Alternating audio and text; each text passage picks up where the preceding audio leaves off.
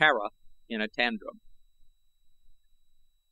Tara of Helium rose from the pile of silks and soft furs upon which she had been reclining, stretched her lithe body languidly, and crossed toward the center of the room where, above a large table, a bronze disc depended from the low ceiling. Her carriage was that of health and physical perfection, the effortless harmony of faultless coordination. A scarf of silken gossamer crossing over one shoulder was wrapped about her body. Her black hair was piled high upon her head. With a wooden stick, she tapped upon the bronze disc lightly, and presently the summons was answered by a slave girl, who entered, smiling, to be greeted similarly by her mistress. "Are my father's guests arriving?" asked the princess. "Yes, Tara of Helium, they come," replied the slave.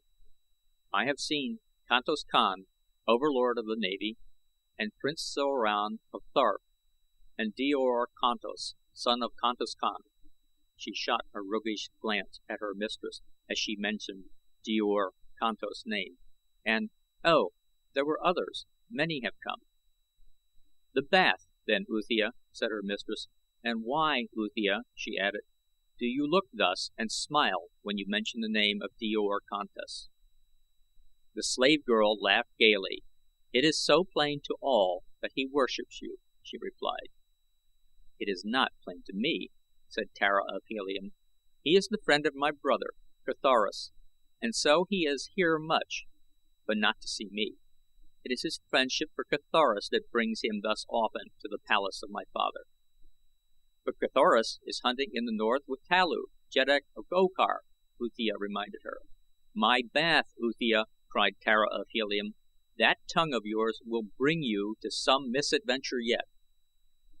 "The bath is ready, Tara of Helium," the girl responded, her eyes still twinkling with merriment, for she well knew that in the heart of her mistress was no anger that could displace the love of the princess for her slave. Preceding the daughter of the warlord, she opened the door of an adjoining room where lay the bath, a gleaming pool of scented water in a marble basin. Golden stanchions supported a chain of gold encircling it and leading down into the water on either side of marble steps. A glass dome let in the sunlight, which flooded the interior, glancing from the polished white of the marble walls and the procession of bathers and fishes, which, in conventional design, were inlaid with gold in a broad band that circled the room. Tara of Helium removed the scarf from about her and handed it to the slave. Slowly she descended the steps to the water, the temperature of which she tested with a symmetrical foot, undeformed by tight shoes and high heels, a lovely foot, as God intended that feet should be and seldom are. Finding the water to her liking, the girl swam leisurely to and fro about the pool. With the silken ease of the seal she swam, now at the surface, now below, her smooth muscles rolling softly beneath her clear skin, a wordless song of health and happiness and grace. Presently she emerged and gave herself into the hands of the slave girl, who rubbed the body of her mistress with a sweet-smelling, semi-liquid substance contained in a golden urn, until the glowing skin was covered with a foamy lather, then a quick plunge into the pool, a drying with soft towels, and the bath was over. Typical of the life of the princess was the simple elegance of her bath. No retinue of useless slaves, no pomp, no idle waste of precious moments. In another half hour her hair was dried and built into the strange, but becoming, coiffure of her station. Her leathern trappings, encrusted with gold and jewels, had been adjusted to her figure, and she was ready to mingle with the guests that had been bidden to the midday function at the palace of the warlord. As she left her apartments to make her way to the gardens where the guests were congregating, two warriors, the insignia of the house of the Prince of Helium upon their harness, followed a few paces behind her, grim reminders that the assassin's blade may never be ignored upon Barsoom, where, in a measure, it counterbalances the great natural span of human life, which is estimated at not less than 1,000 years.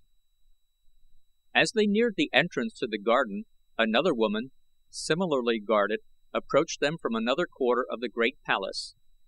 As she neared them, Tara of Helium turned toward her with a smile and a happy greeting, while her guards knelt with bowed heads in willing and voluntary adoration of the beloved of Helium.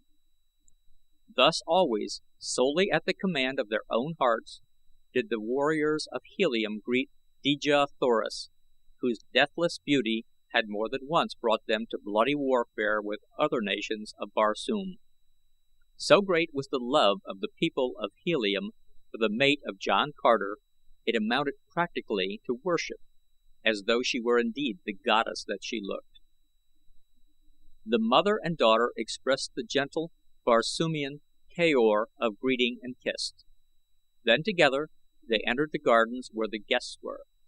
A huge warrior drew his short sword and struck his metal shield with the flat of it, the brazen sound ringing out above the laughter and the speech. "The princess comes!" he cried. "Dejah Thoris! The princess comes! Tara of Helium!" Thus always is royalty announced. The guests arose. The two women inclined their heads, the guards fell back upon either side of the entranceway. A number of nobles advanced to pay their respects.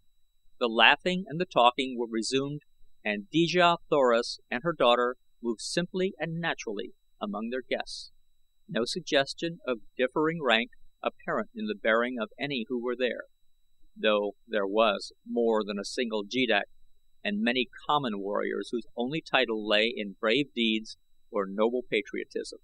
Thus it is upon Mars where men are judged upon their own merits rather than upon those of their grandsires, even though pride of lineage be great.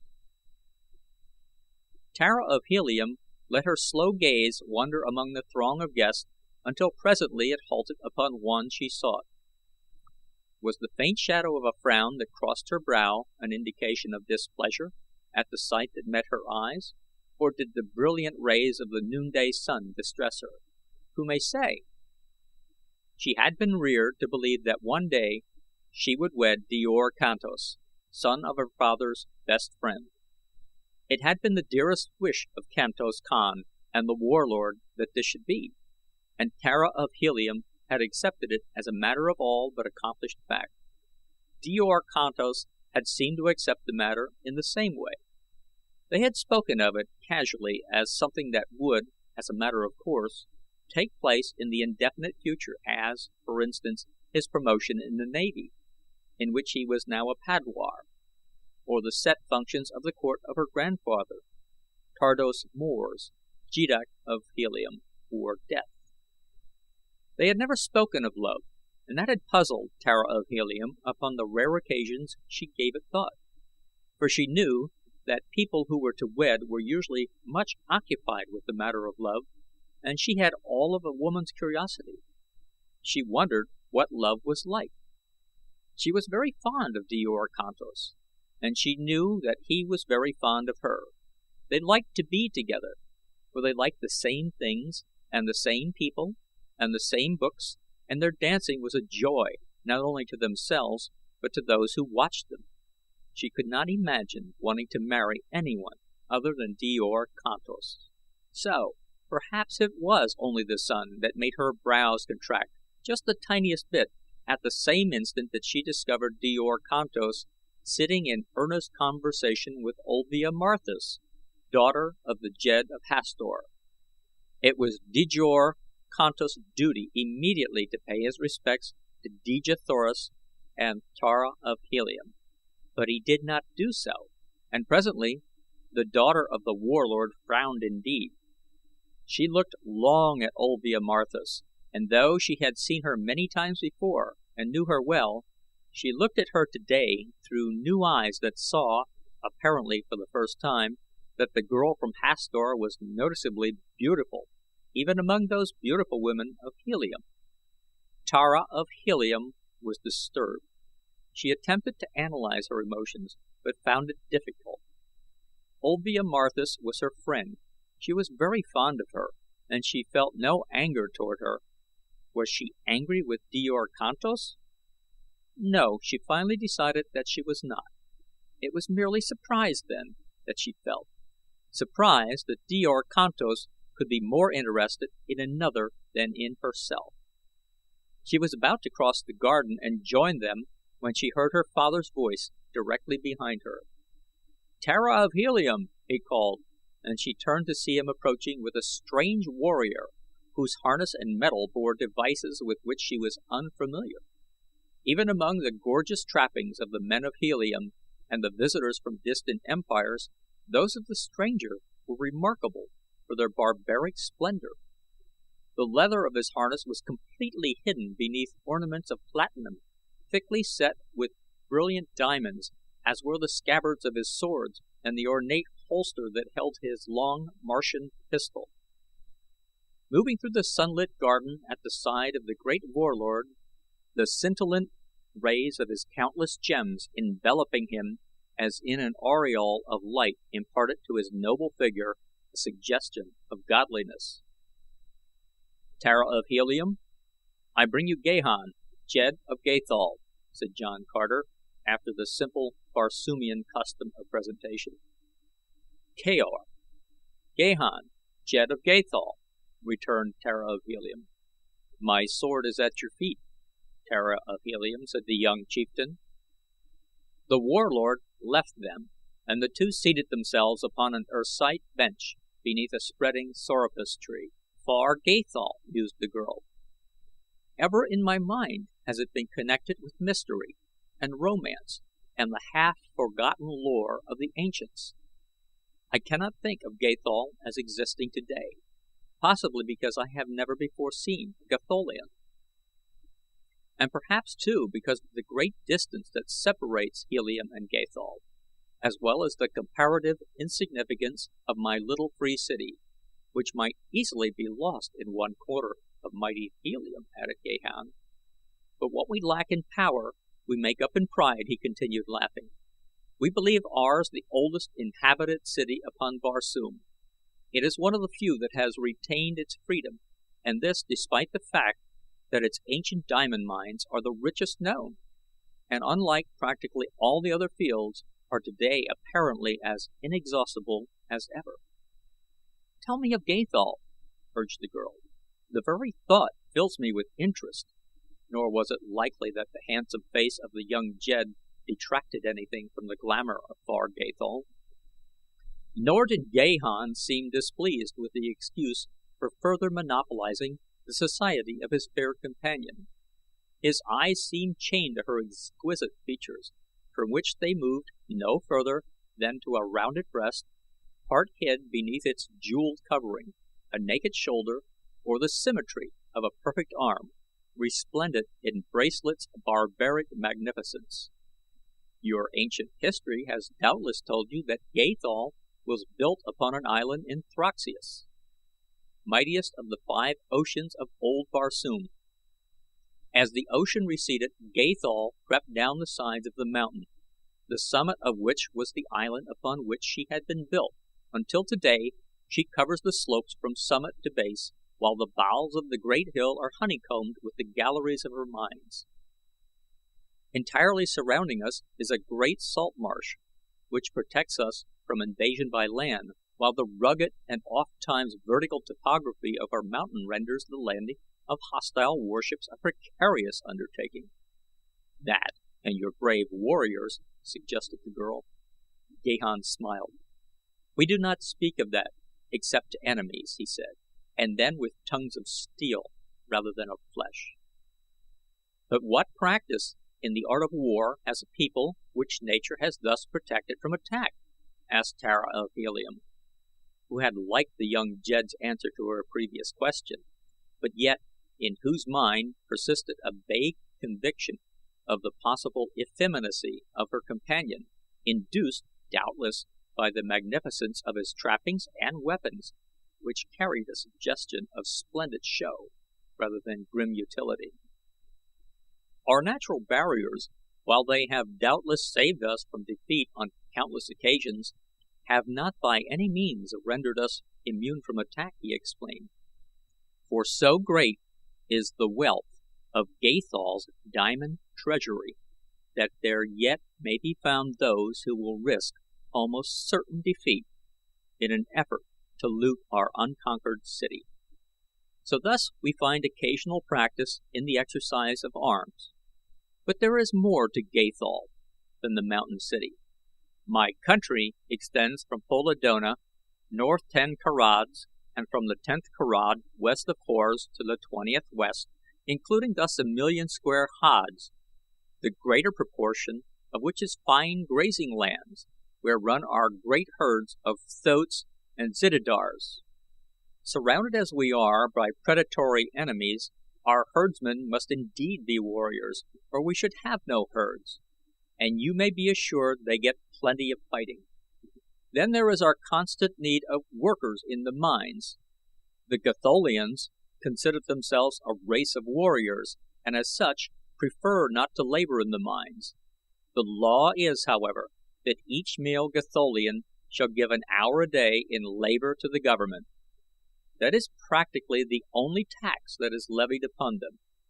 They prefer, however, to furnish a substitute to perform this labor, and as our own people will not hire out for labor in the mines, it has been necessary to obtain slaves, and I do not need to tell you that slaves are not won without fighting. We sell these slaves in the public market, the proceeds going, half and half, to the government and the warriors who bring them in. The purchasers are credited with the amount of labor performed by their particular slaves. At the end of a year, a good slave will have performed the labor tax of his master for 6 years, and if slaves are plentiful, he is freed and permitted to return to his own people." "You fight in platinum and diamonds?" asked Tara, indicating his gorgeous trappings with a quizzical smile. Gahan laughed. "We are a vain people," he admitted, good-naturedly, "and it is possible that we place too much value on personal appearances. We vie with one another in the splendor of our accoutrements when trapped for the observance of the lighter duties of life, though when we take the field our leather is the plainest I have ever seen worn by fighting men of Barsoom. We pride ourselves, too, upon our physical beauty, and especially upon the beauty of our women. May I dare to say, Tara of Helium, that I am hoping for the day when you will visit Gaethal, that my people may see one who is really beautiful?" "The women of Helium are taught to frown with displeasure upon the tongue of the flatterer," rejoined the girl, but Gahan, Jed of Gaethal, observed that she smiled as she said it. A bugle sounded, clear and sweet, above the laughter and the talk. "The dance of Barsoom!" exclaimed the young warrior. "I claim you for it, Tara of Helium."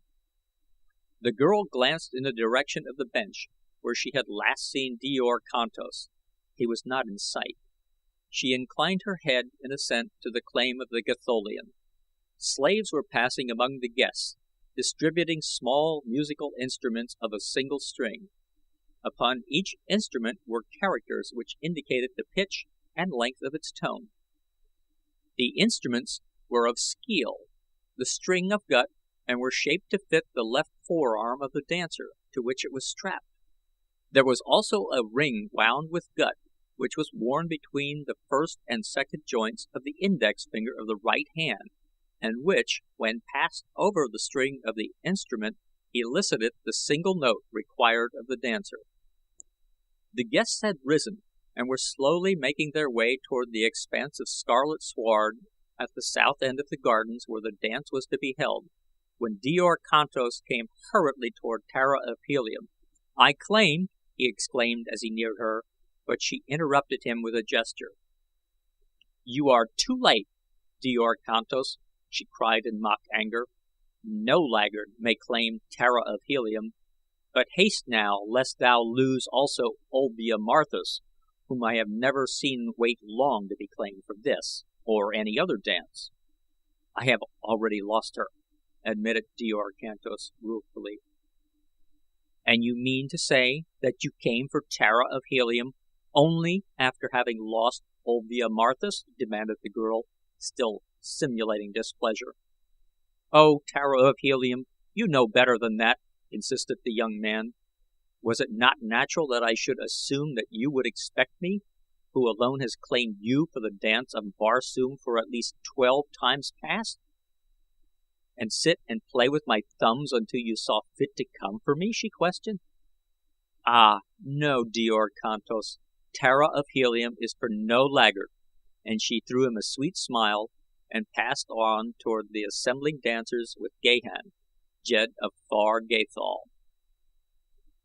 The dance of Barsoom bears a relation similar to the more formal dancing functions of Mars that the Grand March does to ours, though it is infinitely more intricate and more beautiful. Before a Martian youth of either sex may attend an important social function where there is dancing, he must have become proficient in at least 3 dances: the dance of Barsoom, his national dance, and the dance of his city. In these 3 dances the dancers furnish their own music, which never varies, nor do the steps or figures vary, having been handed down from time immemorial. All Barsoomian dances are stately and beautiful, and the dance of Barsoom is a wondrous epic of motion and harmony. There is no grotesque posturing, no vulgar or suggestive movements. It has been described as the interpretation of the highest ideals of a world that aspired to grace and beauty and chastity in women and strength and dignity and loyalty in man. Today, John Carter, warlord of Mars, with Dejah Thoris, his mate, led in the dancing, and if there was another couple that vied with them in possession of the silent admiration of the guests, it was the resplendent Jed of Gathol and his beautiful partner. In the ever-changing figures of the dance, the man found himself now with the girl's hand in his, and again with an arm about the lithe body that the jeweled harness but inadequately covered, and the girl, though she had danced 1,000 dances in the past, realized for the first time the personal contact of a man's arm against her naked flesh. It troubled her that she should notice it, and she looked up questioningly and almost with displeasure at the man as though it was his fault. Their eyes met, and she saw in his that which she had never seen in the eyes of Djor Kantos. It was at the very end of the dance, and they both stopped suddenly with the music, and stood there looking straight into each other's eyes. It was Gahan of Gathol who spoke first. "Tara of Helium, I love you," he said. The girl drew herself up to her full height. "The Jed of Gathol forgets himself," she exclaimed haughtily. "The Jed of Gathol would forget everything but you, Tara of Helium," he replied. Fiercely, he pressed the soft hand that he still retained from the last position of the dance. "I love you, Tara of Helium," he repeated. "Why should your ears refuse to hear what your eyes but just now did not refuse to see and answer?" "What meanest thou?" she cried. "Are the men of Gathol such boors, then?" "They are neither boors nor fools," he replied gently. "They know when they love a woman, and when she loves them." Tara of Helium stamped her little foot in anger. "Go," she said, "before it is necessary to acquaint my father with the dishonor of his guest." She turned and walked away. "Wait," cried the man. "Just another word." "Of apology?" she asked. "Of prophecy," he said. "I do not care to hear it," replied Tara of Helium, and left him standing there. She was strangely unstrung, and shortly thereafter returned to her own quarter of the palace, where she stood for a long time by a window looking out beyond the scarlet tower of Greater Helium toward the northwest. Presently she turned angrily away. "I hate him!" she exclaimed aloud. "Whom?" inquired the privileged Uthia. Tara of Helium stamped her foot. "That ill-mannered boor, the Jed of Gathol," she replied. Uthia raised her slim brows. At the stamping of the little foot, a great beast rose from the corner of the room and crossed to Tara of Helium, where it stood looking up into her face. She placed her hand upon the ugly head. "Dear old Woola," she said, "no love could be deeper than yours, yet it never offends. Would that men might pattern themselves after you." This is the end of the Chessmen of Mars, Chapter 1. Lord of the Navy, and Prince Soran of Tharp, and Dior Kantos, son of Kantos Khan. She shot a roguish glance at her mistress as she mentioned Dior Kantos' name. And, oh, there were others. Many have come. "The bath, then, Uthia," said her mistress. "And why, Uthia," she added, "do you look thus and smile when you mention the name of Dior Kantos?" The slave girl laughed gaily. "It is so plain to all that he worships you," she replied. "It is not plain to me," said Tara of Helium. "He is the friend of my brother, Carthoris, and so he is here much, but not to see me. It is his friendship for Carthoris that brings him thus often to the palace of my father." "But Carthoris is hunting in the north with Talu, Jeddak of Gokar," Uthia reminded her. "My bath, Uthia!" cried Tara of Helium. "That tongue of yours will bring you to some misadventure yet." "The bath is ready, Tara of Helium," the girl responded, her eyes still twinkling with merriment, for she well knew that in the heart of her mistress was no anger that could displace the love of the princess for her slave. Preceding the daughter of the warlord, she opened the door of an adjoining room where lay the bath, a gleaming pool of scented water in a marble basin. Golden stanchions supported a chain of gold encircling it and leading down into the water on either side of marble steps. A glass dome let in the sunlight, which Tara in a tantrum. Tara of Helium rose from the pile of silks and soft furs upon which she had been reclining, stretched her lithe body languidly, and crossed toward the center of the room where, above a large table, a bronze disc depended from the low ceiling. Her carriage was that of health and physical perfection, the effortless harmony of faultless coordination. A scarf of silken gossamer crossing over one shoulder was wrapped about her body. Her black hair was piled high upon her head. With a wooden stick she tapped upon the bronze disc lightly, and presently the summons was answered by a slave girl, who entered smiling, to be greeted similarly by her mistress. "Are my father's guests arriving?" asked the princess. "Yes, Tara of Helium, they come," replied the slave. "I have seen Kantos Kan